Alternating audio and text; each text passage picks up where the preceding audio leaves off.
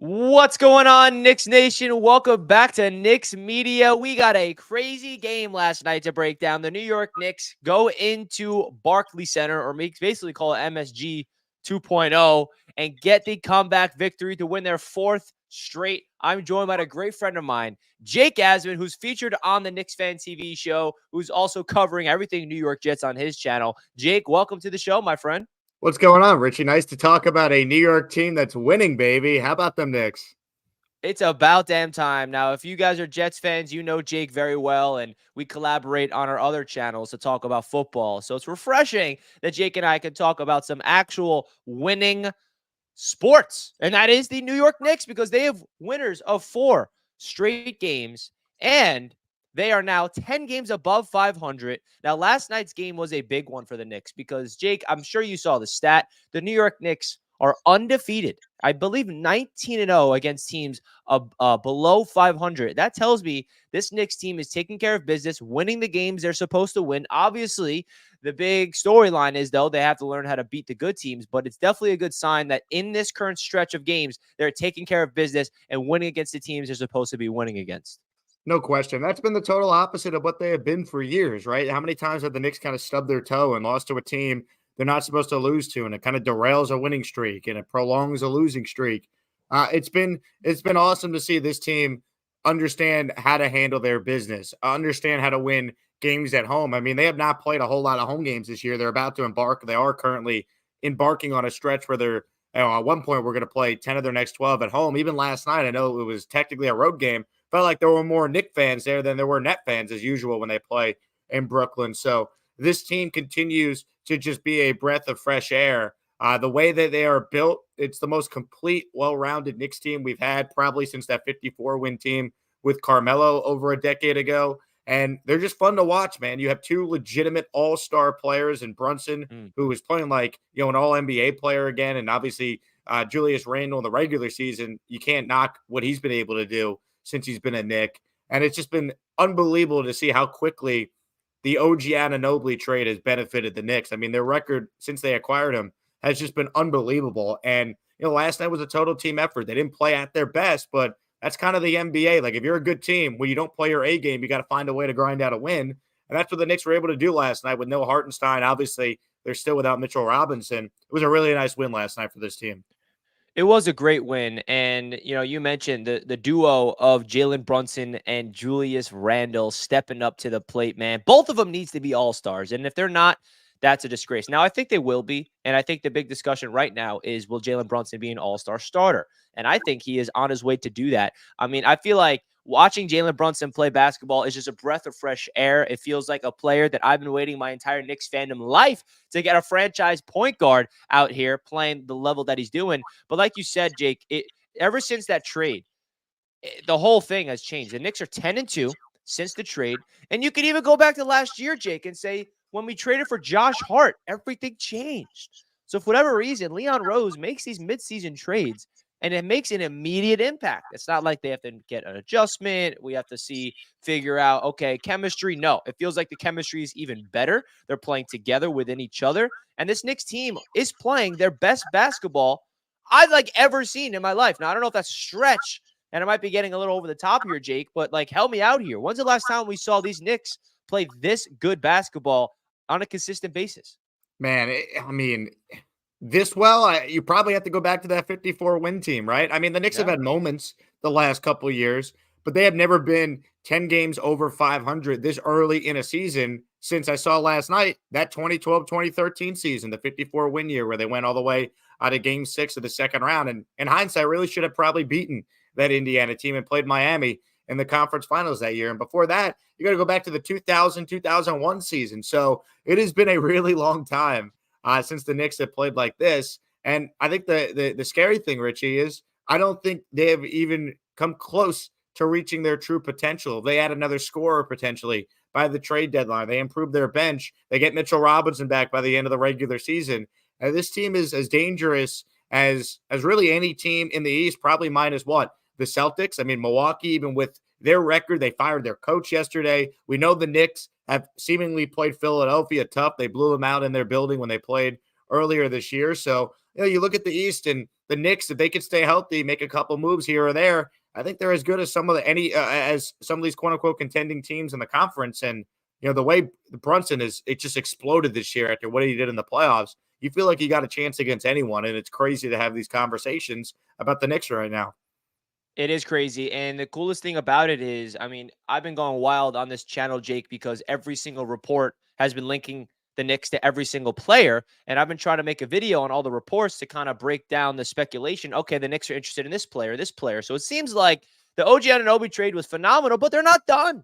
The trade deadline's right around the corner. And the Knicks feel like they want to add another piece to go on a run right now. This isn't a move to set them up in the future. This is a move to set them up today. And I feel like that's something Knicks fans have to really wrap their head around. Now, there's a lot of speculation, whether it's, okay, they might not be going after the big time star because maybe that's the summer. But it does feel like the Knicks are trending towards getting a bench player because since the OG Anunoby trade, the one negative I would say is definitely a lack of playmaking off the bench, right? That was Emmanuel Quickley's role, and Emmanuel Quickley was thriving in that role. You ship off IQ and RJ Barrett for OG Anunoby. OG Anunoby fits in like a glove with that offense. It gives Julius Randle and Jalen Brunson more space to work with. We're seeing a different Julius Randle since that trade, for being honest. So where do you think the Knicks should go in terms of the trade market? We've heard Bruce Brown's name get brought up. We've heard Jordan Clarkson, Malcolm Brogdon, DeMar DeRozan. I mean, there's so many different names, Jake. If you were the Leon Rose, organizing this Knicks roster, is there a specific player you'd really want them to bring in right now for the deadline?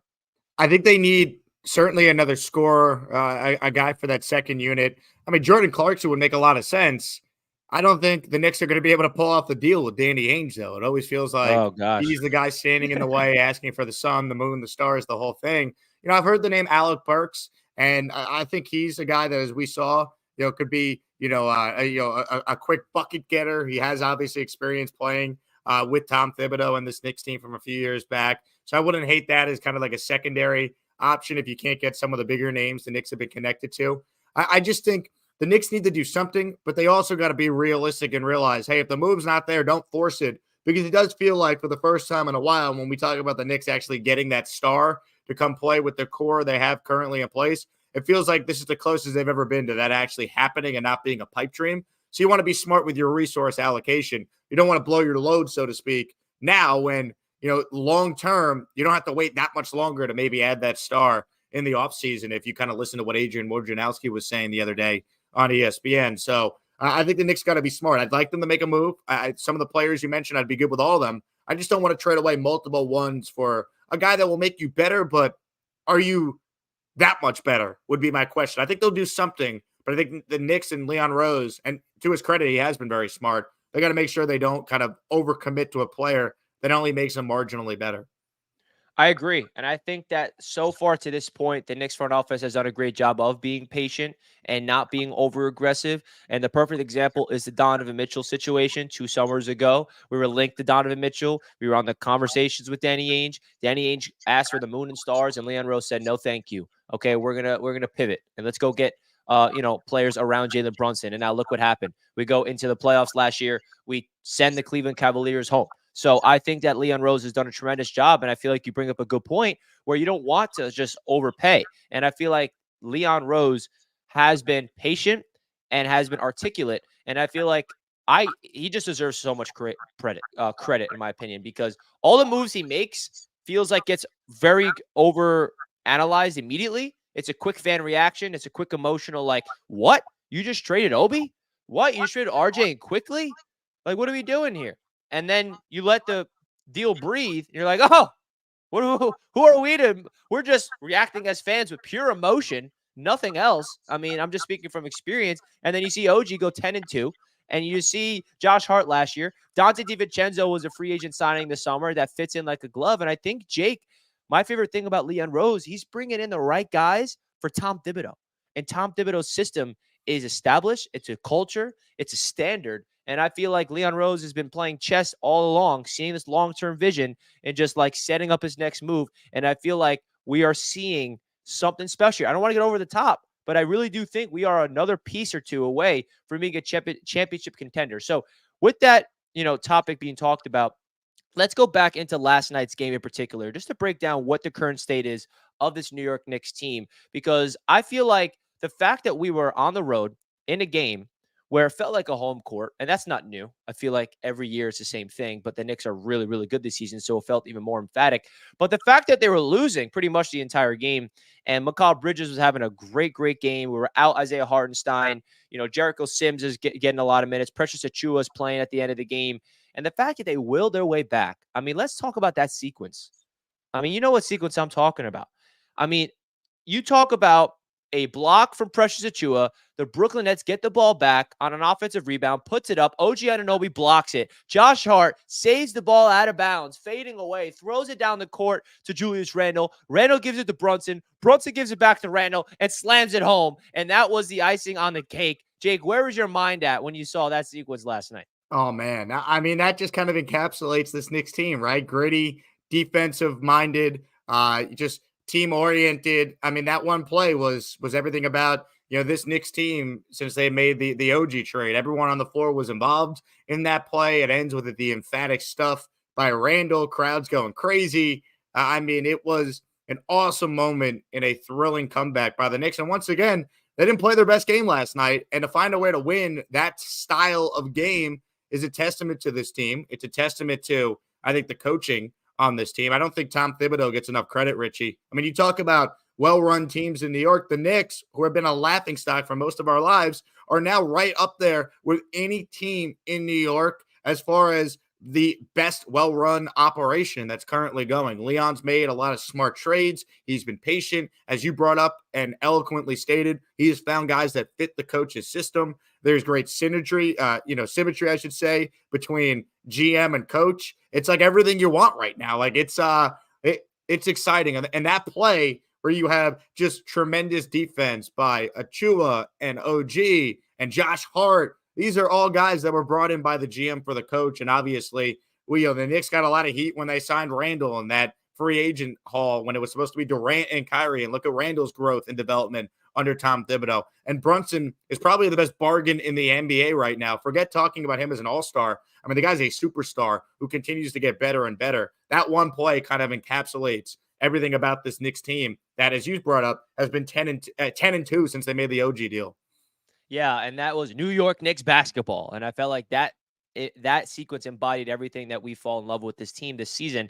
And I couldn't agree more. We got Jay Gotts in the chat, my two favorite Jets analysts talking Knicks. This is great. Yes, sir. We are excited to get Jake Asman on the show, guys. If you're not subscribed to Jake, his channel is down below in the description. We appreciate everybody tuning in. Don't forget to hit that like button for your boys right here at Knicks Media, folks. We're just getting started on the Knicks Media Show today. Now, Jake, I do want to get more of your thoughts of Julius Randle, just because I feel like he is a little polarizing amongst the fans. I'm someone that feel like he doesn't get enough love. I mean, I get it. There are some things about Randle that can drive you crazy. But like what he's been doing this season, and not even just this season, his entire career with the Knicks and his just like trajectory when he first signed here that offseason where we're supposed to get Durant, supposed to get Kyrie, like you just mentioned, and to see where he's at today. He's been an all-star multiple times. He's been an all-pro multiple times, most improved player. I mean, what's your overall assessment of Julius Randle? Are you coming to like appreciate him, or are you still on that bandwagon of some Knicks fans like, I don't care what he does, trade him away for someone better? Well, I think you got to appreciate him, especially because how many guys have had like the kind of seesaw career that he's had and have been able to come out on the other side of it. Like the one guy I could think of that got booed and was able to respond and end up still being an all-star level player again is like Edwin Diaz with the Mets. Like it's very hard to go through what Randall's been through and really go through it twice, right? His first year in New York, he didn't play well. The team was terrible. Second year in the COVID year, he takes him to the playoffs, has a bad playoff performance. Then the next year, he has the thumbs down thing with the fans, and people are saying, get rid of this guy. Following year, he comes back, has a great season, but is playing through an injury and is not good in the playoffs. People are saying, get rid of the guy. And here the Knicks are being patient, keeping him. And look what he's been able to do this year with Jalen Brunson playing out of his mind next to him. So he's an interesting guy to discuss because there's arguments for both sides. I think he should be appreciated because doing what he's doing in New York is not easy. And I also think when you look at his career, you got to understand he's been asked to be a 1 at times. That's not him. I think he's a 2, Mhm. he's a 3. They have the 1 now in Brunson. So I don't think you just like trade Randle. Like you're making yourself a worse team unless you tell me who you're getting back. That all being said, I understand the Knicks fan who looks at Randle and says, look, he's been great in the regular season. We got to now see him come through in the playoffs. Jalen Brunson last year was unbelievable in the playoffs. Last year, you can make the case the reason why the Knicks couldn't get past Miami was Randle and RJ Barrett were really, really bad in games 4, 5, and 6 of that series, Richie. So I think for Randle, the next step is going to be one, can he be healthy in the playoffs? Because last year he wasn't, and that affected him. And two, play a big time game in the playoffs and help the Knicks get to a conference finals this year. That's the next step for him. I Mm. know Brunson can handle it, and I think Randall's got to prove he could be a playoff player now. That's the next step for really getting that universal approval, if you will, from the Knicks fan base. Couldn't agree more. I think Julius Randle, the next step for him is to step up in the postseason, which we will be this year. And if he does that this year, I think he will staple himself as a Knick officially for like a long time, franchise player for this organization. I said that last year in the playoffs, and I'm like, come on, Julius, like you need to step up. Like if you don't step up right now, this fan base is just never going to appreciate you, no matter how good you are in the regular season. So I could not agree more. We got some people in the chat tuning in. Corey, Richie, good morning. Huge comeback last night. Love you, bro. Love you too, Corey. What a comeback last night indeed. BZ Kicks, comes in. Good morning, Richie. It may be raining here in New York, but all I see is orange and blue skies, baby. Orange and blue skies. It's a good time to be a New York Knicks fan. Randy comes in, says Jake. So we got people tuning in again, guys. We have Jake Asman as a special guest here on Knicks Media. He is featured on Knicks Fan TV. And of course, he has his own channel, The Jake Asman Show, covering all things New York Jets. VR Diesel in the chat. Hey, yo, love you guys. Bing bong. Hey, look who it is. Appreciate you tuning in, Diesel. We appreciate that, VR, big time. Now, we talked about Julius Randle, Jake. I want to get your thoughts of other players across this Knicks team and your overall impressions on them, because I feel like there's a specific player on the Knicks that's slowly becoming one of my favorites, and that's Dante DiVincenzo. I don't know what about him I just love, but I just feel like he's a perfect example of what we talked about of Leon Rose finding people for the Tom Thibodeau system. And I feel like he is such a ball player. Like he just makes winning plays. Of course, he's a sharpshooter that he is, but like he's getting into the passing lanes. He plays hard. He's playing, unselfishly. Like I just feel like Dante DiVincenzo is a winner. And obviously, you can say, oh, the Villanova connection. That's the only reason why they brought him in. But what's your overall thoughts? Because let's not forget, this is his first season as a New York Knick. So what's been your first impressions of Dante DiVincenzo up until this point? He's been awesome, man. Give me all the Villanova players, man. They've all been awesome Go for get this Knicks McCall team. Bridges. It's if you heard his comments after the game, it sounds like he's not exactly thrilled with being a net right now and playing on the road at home. So that's maybe a story for another day. But I mean, DiVincenzo's been great. It's been an awesome signing. I mean, you look at what he brings to the team as a 3-and-D high energy guy. He's been a perfect complement for this Knicks team with him and Hart, and obviously some of the other moves that Leon Rose has made. I mean, he's been on an absolute like bender as far as like free agent signings and really smart trades. I mean, the record last year after they got Hart was phenomenal, and we gave the stat earlier, 10-2 since the OG trade. I mean, DiVincenzo, I think you got to be thrilled from what you've seen so far if you're a Knicks fan.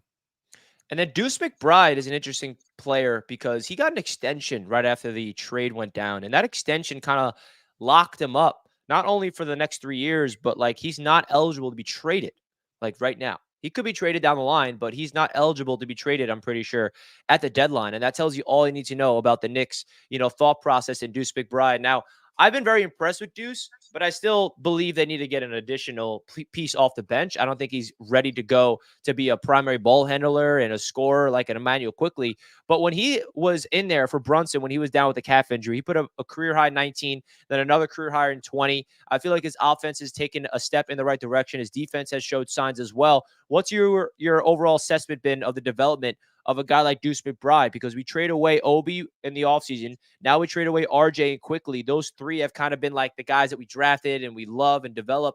And now the next phase of the Knicks kids, if you will, is Duce McBride, Quentin Grimes, and we saw a little bit of Jericho Sims last night as well. So what's your overall thoughts of Duce? Grimes, I feel like might be the next piece to be traded away. The one thing I'm learning about Leon Rose's philosophy is like, all right, don't get attached to the draft picks, guys, because we will be trading whoever we draft and develop. And I think Grimes is the next man up to be traded. What's your overall thoughts of those three players in particular? Yeah, look, I think Deuce has untapped potential, and it was a smart idea to get him kind of locked in at a very low price, given what his production could be. I'm curious how much better he could be with more playing time. Do they also maybe see him as someone who could play off the ball if they were to add another point guard? Because Deuce could shoot. Like, I think he's a guy who could maybe play the two in certain lineups. So I think that's something the Knicks could consider as well. I've liked what I've seen from him. Grimes, I had a lot of experience watching when I lived in Houston for 5 years, Richie, because he played at University of Houston, was one of the best players on some of those Houston Cougar teams under Kelvin Sampson. So you knew you were getting a tough-minded 3-and-D player. And, it's been up and down at times this year for Grimes, but I still think he's a quality player. It does feel like he could be used in the next kind of trade. So you don't get too attached, as you brought up.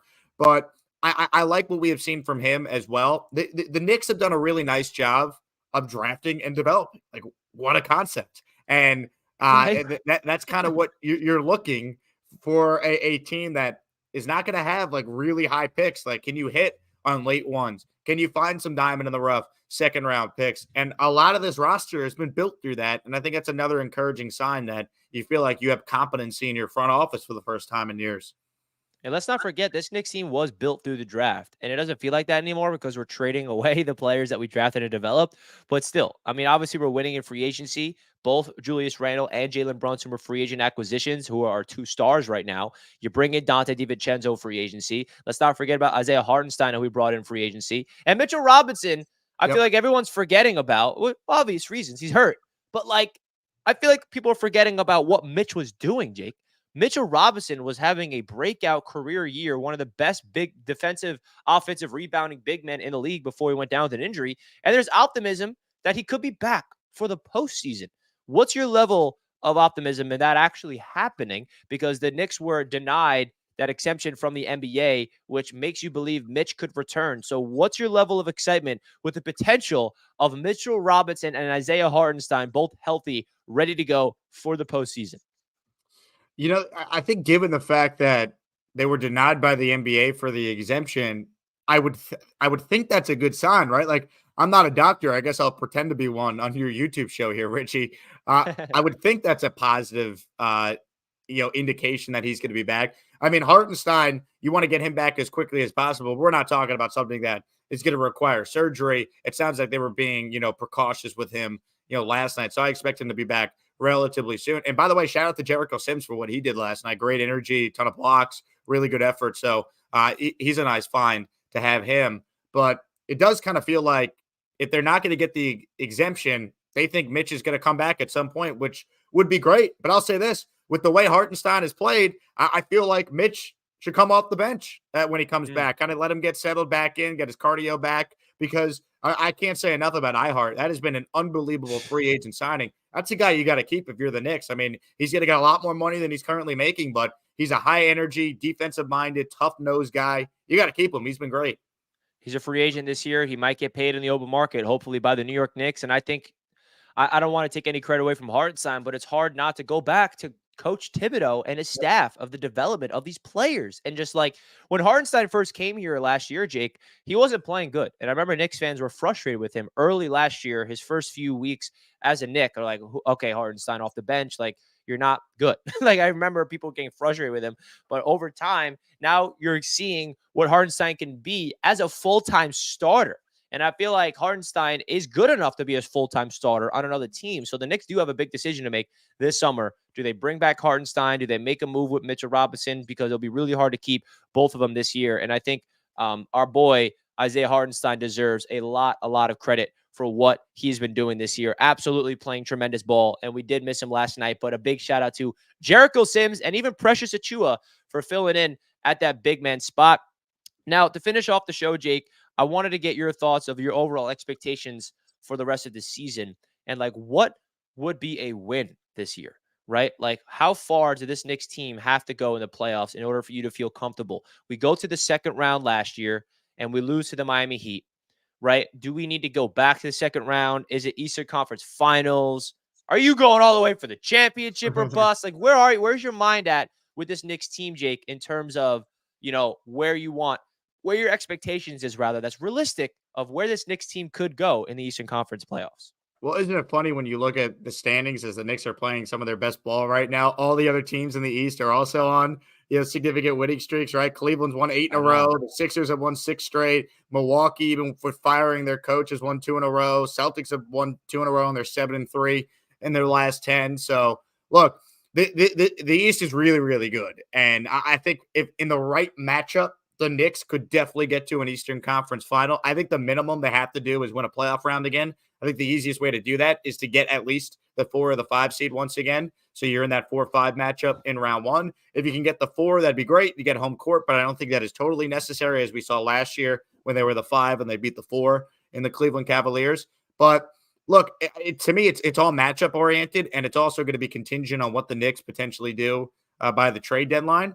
That all being said, I think getting back to the second round at the minimum should be the goal. And why not dream big for an Eastern Conference Finals? With the way Randle is playing right now, that carries over to the playoffs. You know what you have in Brunson, the rest of this team, and continues to play like they're playing. Why not? You got a coach with big game experience. You got a core that has played together now for several years. And some of the pieces they've added will have like the entire rest of the way to gel with the core that's already in place. I think in the right matchup, this team could definitely get to an Eastern Conference Finals. And let's just stop the narrative of like we need a star to help because we have 2 stars on this Knicks team, Jake. Okay. One of them, I'll argue, like you said earlier, is a superstar. Jalen Brunson last year showed up. And I always say stars are born in the playoffs. And Jalen Brunson proved last year that he can step up in the big game. And we already talked about Randall, where he needs to wake up in the postseason. And I think Jalen Brunson is playing at a level where he can literally take over an entire series and win us single-handedly. And now we don't need to rely on that because of the supplement role players around him, of the role players of Dante DiVincenzo, Josh Hart, of course, OG Anunoby camping out in the corner, knocking down big shots, playing his defense, and of course, Julius Randle. And I think the pedigree of this Knicks team and the togetherness of them and the OG Anunoby addition, we could beat anybody. And I don't want to get ahead of myself, Jake. I don't want to say we're going to go all the way to win the championship this year, but it really does feel like this Knicks team can compete with anybody with the addition of an OG. Because what did this Knicks team miss? A guy that can shut down that next team's best player. Yep. I cannot wait to see what we look like against the Boston Celtics, for example, with this trade, because OG is going to be matched up on Tatum. We never had a Tatum, we never had a Tatum stopper, if you will. And now we do. And his name is OG Anunoby. And now with the Philadelphia 76ers, we saw what we did to them. We beat them by like 35 plus earlier in the year.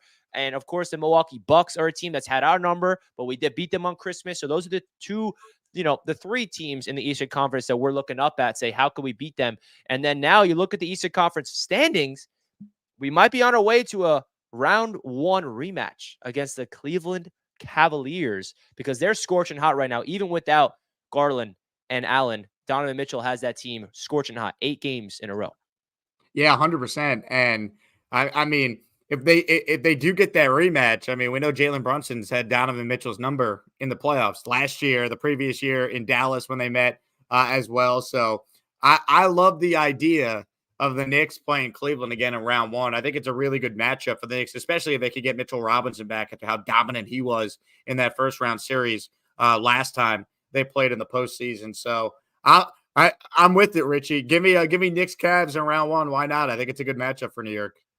Absolutely. I was at game 3 of that series last year. And when we won that, we were parading the streets like it was a championship, Jake. And that was 1 win in a playoff game. I can't imagine what this fan base would do if we went on an actual run to the conference finals, dare I say NBA finals. And of course, I'll connect it to my Jets because us as a fan base has been starving for the same thing for a long, long time. Well, folks, we appreciate you guys tuning into this show. If you guys are not already, please do us a favor. Simply hit that like button right now. Subscribe to Knicks Media if you're new. And check out the Jake Asman Show. His channel is linked down below in the description. He's featured on Knicks Fan TV for Knicks coverage, filling in over there.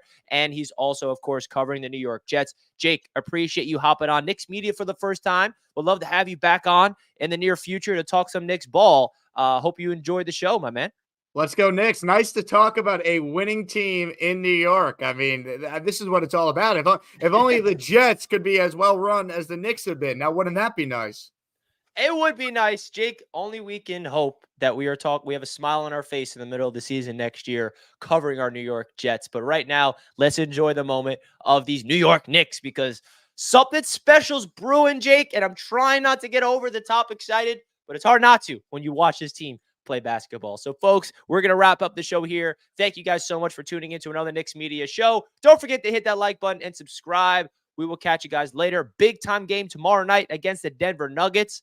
Woo! Can't wait to see that one. Peace out, guys. Have a great rest of your day.